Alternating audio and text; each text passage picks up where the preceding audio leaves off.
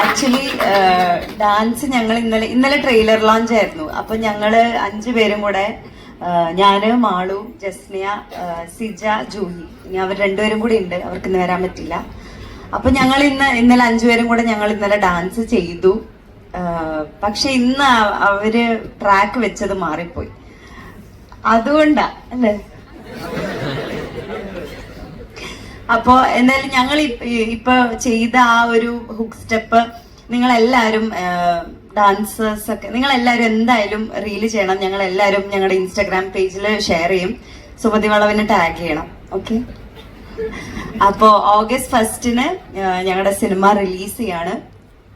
നിങ്ങൾക്ക് എന്തായാലും ഇഷ്ടപ്പെടും.